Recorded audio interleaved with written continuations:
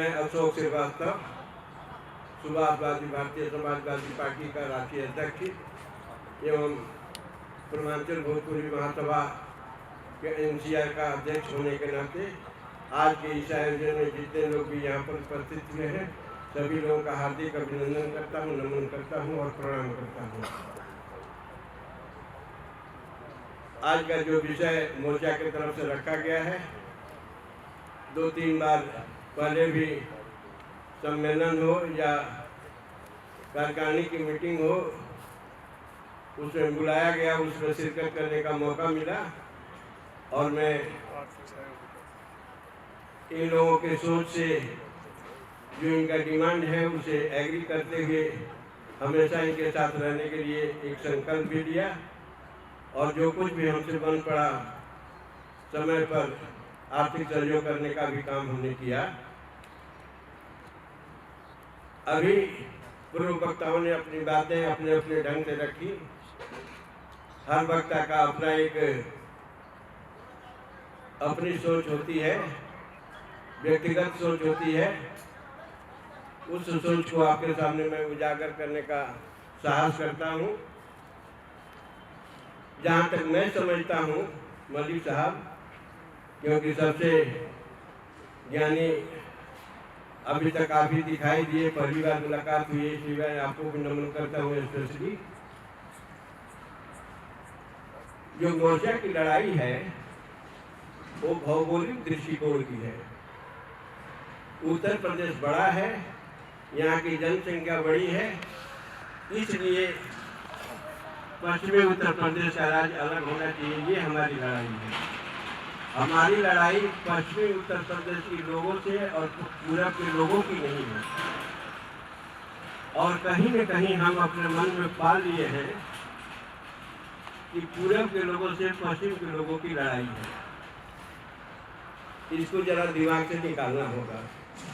क्यों कि जो मोर्चा आपने खोला है कि पश्चिमी उत्तर प्रदेश एक राज्य बने, हो सकता है कि जो बातें आप कह रहे हैं उस बेस पर वहाँ के लोग भी एक मोर्चा खोल लें कि आप तो राज लेना चाहते हैं और वो कहें कि राज नहीं दिया जाना चाहिए।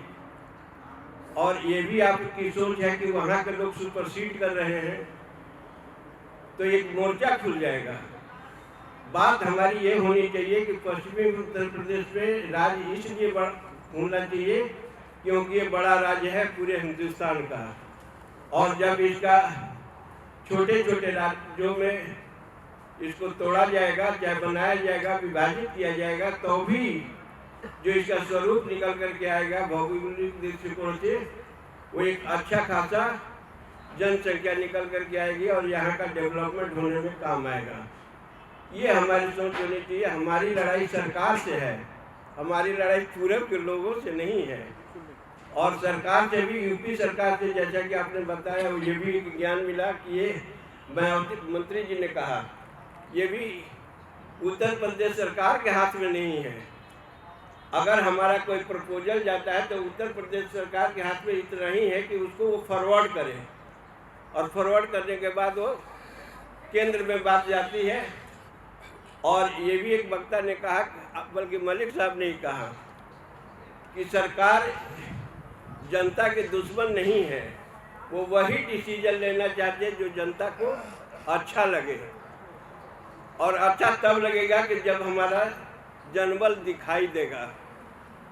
तो जिस वक्ता ने एक प्रस्ताव दिया कि हम लोग को जाकर के दिल्ली में जंतर मंतर पर जो इसका जगह है वहाँ जाकर के हम अपना अगर आंदोलन करते हैं और केंद्र सरकार की नज़र में अगर हमारा आंदोलन आता है, और ये तो कागजी लड़ाई है कि हम लखनऊ के माध्यम से, जैसे मुख्यमंत्री के माध्यम से वहाँ तक अपने लेटर को पहुँचाएं, लेकिन जो जनबल का समर्थन दिखाना होगा वो जा करके दिल्ली में ही दिखाना होगा।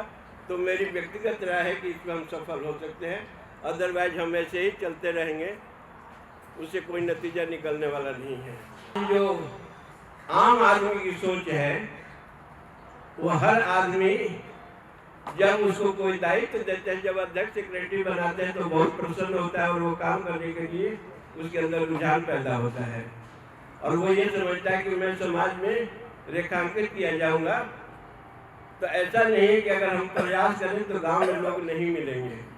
और जब गांव में जा करके गांव के लोगों में से हम अध्यक्ष सेक्रेटरी बनाते हैं और उनकी जिम्मेदारी देते हैं कि अब कोर कमेटी आप तैयार कीजिए, तो फिर वो जो लिस्ट बनाएगा उससे भी लोग प्रभावित होंगे।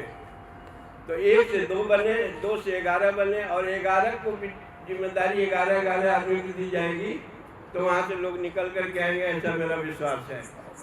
तो संगठनात्मक दृष्टिकोण से हम कैसे मजबूत हो सके, उस पर एक जो साइंटिफिक तरीका आजकल चला है, हालांकि ये राजनीतिक संगठन नहीं है, लेकिन राजनीति में जो तरीका है लोगों को जोड़ने का, वही तरीका हम लोगों को अपनाना होगा। यहाँ भी तरीका वही होगा जो आप आजकल इंजीनियरिंग सोशलाइजेशन की बात की जा रही है, तो वही सिस्टम को लगाना होगा, तब जाकर के हम कामयाब होंगे। और जितने लोग भी यहाँ पर आए हैं उनको एक संकल्प लेके जाना होगा, क्योंकि आप एक दिन अपना बर्बाद तो किए ही है।